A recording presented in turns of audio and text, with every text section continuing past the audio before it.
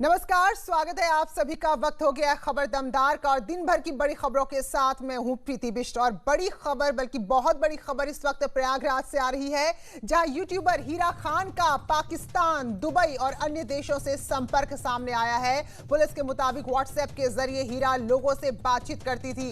विदेशी फंडिंग को लेकर भी पुलिस जांच कर रही है। इसके साथ ही अब पुलिस ने हीरा खान के खिलाफ धाराएं भी बढ़ा दी हैं। हीरा खान के खिलाफ देशद्रोह और धारा 135A समेत कई अन्य धाराएं बढ़ाई गई हैं और जल्द ही हीरा खान की कस्टडी रिमांड ले सकती है।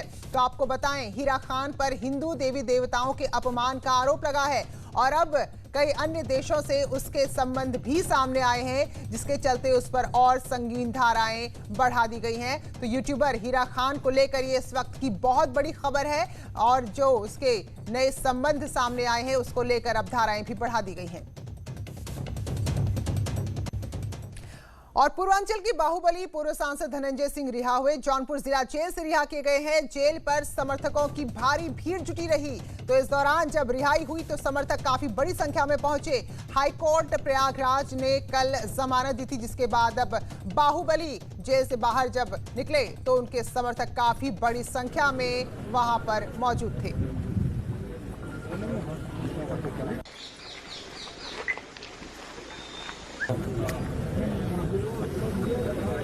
हमारी अरेस्टिंग के बाद से उसी प्रोजेक्ट मैनेजर जिसने मेरे ऊपर FIR कराई थी, उसको यहाँ के एक्सेन ने चिट्ठी लिखी कि तुम्हारी गुणवत्ता जो है गुणवत्तापरक काम नहीं कर रहे हो।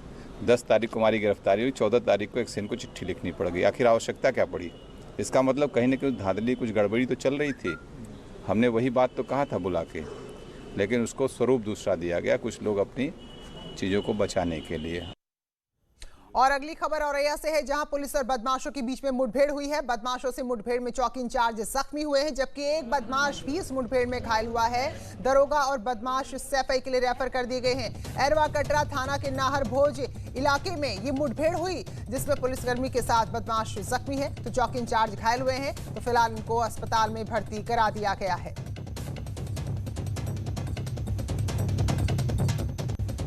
उधर आगरा में पुलिस ने हलो गैंग का पर्दाफाश किया है। पुलिस ने इस गैंग के 13 सदस्यों को भी पहले गिरफ्तार कर लिया है। पुलिस ने इनके कब्जे से 40 मोबाइल फोन, 2 आधार कार्ड, 40 सिम कार्ड बरामद किए हैं। पुलिस का कहना है कि ये हलो गैंग सोशल मीडिया, अखबार में अपना नंबर जारी करवाते थे। पार्ट टाइम जॉब दिलवाने के नाम पर, work from home, spa service देने के नाम पर लोगों को ठगते थे। ये गैंग आगरा के बीहड़ों के बीच चल रहा था। तो 13 लोग इस गैंग के गिरफ्तार हुए हैं।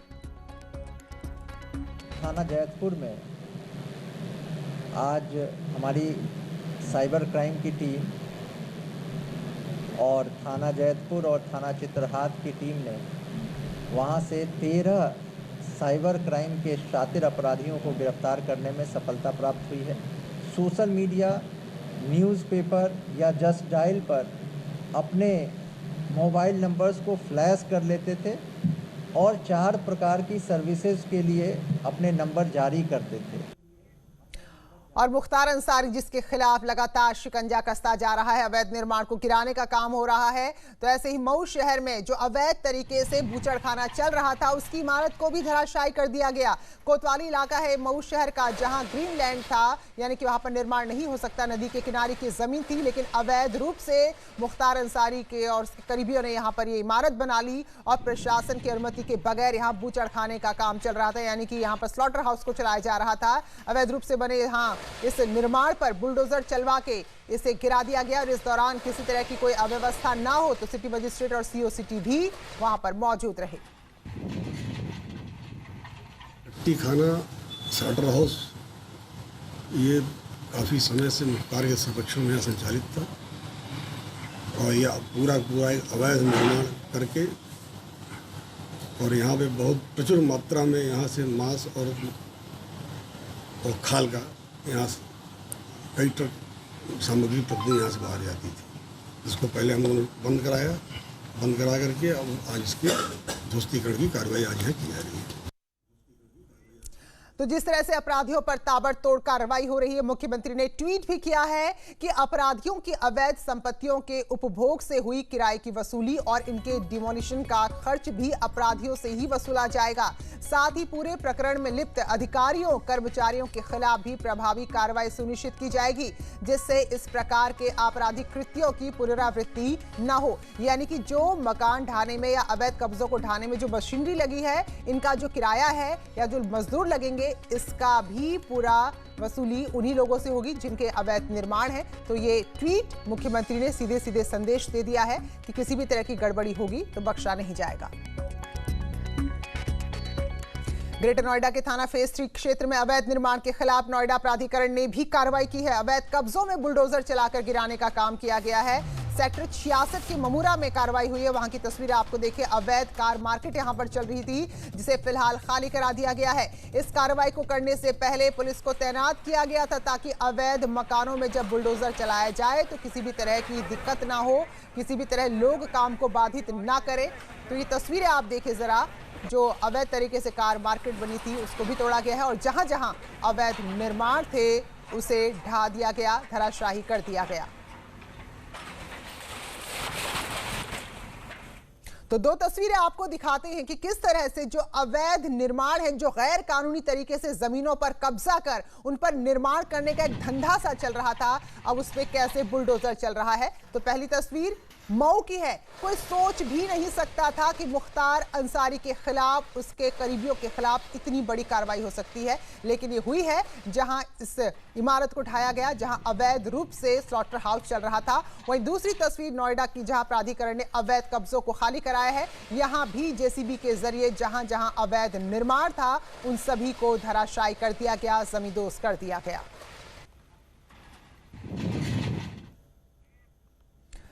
तो अब आपको तस्वीरें दिखाते हैं मऊ शहर के कोतवाली की। आपने देखी जहां पर अवैध रूप से जो कार्रवाई की, मकान का निर्माण किया गया था, तो फिलहाल उसे ढा दिया गया और ग्रेटर नोएडा में भी कार्रवाई हुई है।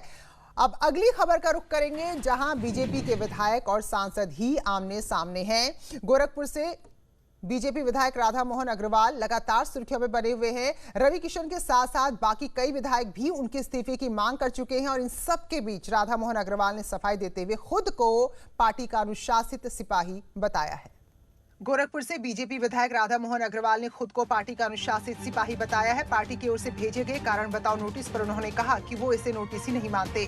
पार्टी इस नोटिस में इसे नोटिस नहीं मानता, मैं इसे एक औपचारिक कदम मानता हूं कि पार्टी मुझसे पूछना चाहती है कि भाई आप जैसा आदमी जो 20 साल से विधायक है, ये हक है पार्टी का कि पार्टी मुझसे पूछे और मैं जवाब दूं। मैं जवाब देने के लिए मजबूर हूं, मुझे देना चाहिए, मैं दूंगा। इससे पहले राधा मोहन अग्रवाल ने उनका इस्तीफा मांगने वाले पार्टी के ही सांसद रवि किशन पर निशाना साधते हुए फेसबुक पोस्ट लिखा था। उन्होंने लिखा, मूर्ति गढ़ने में गिलहरी की तरह हमारी भी भूमिका रही। मूर्तिकार कभी अपनी मूर्ति नहीं तोड़ता। दरअसल एक असिस्टेंट इंजीनियर की शिकायत को लेकर विधायक राधा मोहन और सांसद रवि किशन के बीच आरोप प्रत्यारोप का दौर शुरू हुआ था, जिसके बाद रवि किशन ने विधायक पर सीधा हमला बोलते हुए उनके इस्तीफे की मांग की थी। निश्चित रूप से उन्हें अपने पद से पहले इस्तीफा देना चाहिए, उसके बाद आगे की कार्रवाई करनी चाहिए। हम सब ने ये मांग की है कि राधा मोहन दास जी पहले त्यागपत्र दें। वहीं कैंपरगंज विधायक फतेह बहादुर सिंह ने राधा मोहन अग्रवाल पर तीखा पलटवार किया। उन्होंने कहा कि राधा मोहन सरकार को बदनाम कर रहे हैं, उन्हें इस्तीफा देना ही चाहिए। योगी और मोदी जी की सरकार 0% टॉलरेंस की नीति पर चल रही है। ऐसे में एक सम्मानित विधायक जो कि जनपद गोरखपुर के सदर से विधायक हैं, उनके द्वारा भ्रष्टाचार का आरोप लगा करके सरकार को कटघरे में घेरने का काम इन्होंने किया है। निश्चित रूप से उन्हें अपने पद से पहले इस्तीफा देना चाहिए, उसके बाद आगे की कार्रवाई करनी चाहिए। हम सब ने ये मांग की है कि राधा मोहन दास जी पहले त्यागपत्र दें, उसके बाद सरकार विरोधी बयान दें।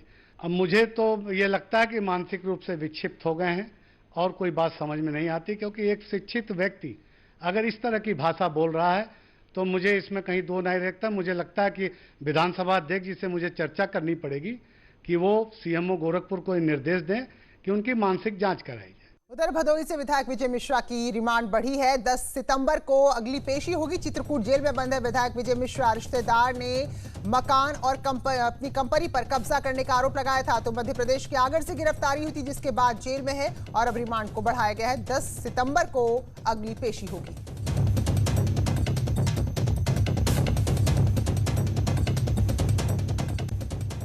नीट और जेईई के आयोजन को लेकर, उसकी परीक्षा को लेकर अब लगातार बवाल बढ़ता जा रहा है। 17 अगस्त को सुप्रीम कोर्ट में खारिज याचिका पर पुनर्विचार के लिए 6 राज्यों ने अब गुहार लगाई है। नीट और जेईई के आयोजन को स्थगित करने और 17 अगस्त को सुप्रीम कोर्ट में खारिज याचिका पर पुनर्विचार के लिए 6 राज्यों ने कोर्ट से गुहार लगाई है। इनमें पंजाब, झारखंड, पश्चिम बंगाल, राजस्थान, छत्तीसगढ़ और महाराष्ट्र शामिल हैं। 1 सितंबर से 6 सितंबर तक होने वाली जेईई और 13 सितंबर को नीट परीक्षा स्थगित करने की गुहार लगाई है। राज्यों का कहना है कि कोविड-19 के कारण परीक्षाएं आयोजित करना संभव नहीं है। ये नीट की परीक्षा, जेईई की परीक्षा कोरोना काल में जब मंत्री विधायक नहीं सुरक्षित है, ऐसे समय में ये भारतीय जनता पार्टी के लोग छात्रों और अभिभावकों के साथ, उनके जान के साथ खिलवाड़ कर रही है। पुलिस और सपा युवजन सभा के कार्यकर्ताओं के बीच तीखी झड़प और धक्का मुक्की हुई। मुरादाबाद में कांग्रेस के कार्यकर्ताओं ने नीट और जेईई परीक्षाओं को स्थगित करने के लिए प्रदर्शन किया। हालांकि प्रोटेस्ट के दौरान खुद कांग्रेसी सोशल डिस्टेंसिंग के नियमों का पालन करना भूल गए। न ही कांग्रेस के कार्यकर्ताओं ने मास्क लगाया हुआ था और न ही उन्होंने एक दूसरे से दूरी बनाई हुई थी।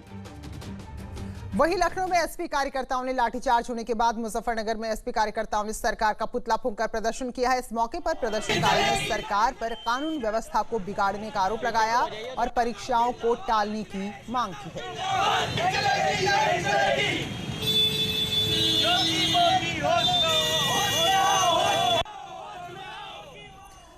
तो विरोध प्रदर्शन हो रहे हैं, ठीक है, विपक्ष की जिम्मेदारी है, लेकिन इन सबके बीच एक बड़ी साजिश का भी खुलासा हुआ है। सोशल मीडिया पर कुछ छात्रों के नाम से पुरानी तस्वीरें डालकर छात्रों को भ्रमित करने की कोशिश की जा रही है। छात्रों के नाम से कटे हुए हाथ की तस्वीरें लगाकर परीक्षा टालने की मांग की जा रही है। जेईई नीट परीक्षा को विपक्ष ने सियासी मुद्दा बना लिया है। गैर एनडीए शासित 6 राज्यों में सुप्रीम कोर्ट से परीक्षा को टालने की अपील की गई है। वहीं इसी बीच परीक्षा के खिलाफ माहौल बनाने में एक बड़ी साजिश का भी खुलासा हुआ है। सोशल मीडिया पर कुछ छात्रों के नाम से पुरानी तस्वीरें डालकर छात्रों को भ्रमित किया जा रहा है। छात्रों के नाम से कटे हुए हाथ की तस्वीर लगाकर परीक्षा टालने की मांग की जा रही है। इन तस्वीरों के जरिए कई यूजर्स लिख रहे हैं कि मेरे दोस्त ने एग्जाम की डेट सुनते ही आत्महत्या की कोशिश की। यही मैसेज कई यूजर्स के अलग अलग नाम से वायरल हो रहे हैं, लेकिन इस तस्वीर की सच्चाई जानकर आप भी चौंक जाएंगे। दरअसल तस्वीर 2016 की है, जिसे कॉपी पेस्ट के जरिए कई सोशल मीडिया पर वायरल कर दिया गया। यही नहीं, इन तस्वीरों में अभिनेता सोनू सूद का भी लाइक है। कांग्रेस पर आरोप है कि उनके आईटी सेल ने इन तस्वीरों के जरिए छात्रों के भविष्य से खिलवाड़ किया है। अब सवाल है कि छात्रों के भविष्य से साजिश क्यों? जेईई नीट के विरोध में फेक न्यूज क्यों? क्या कांग्रेस छात्रों को सियासी ढाल बना रही है?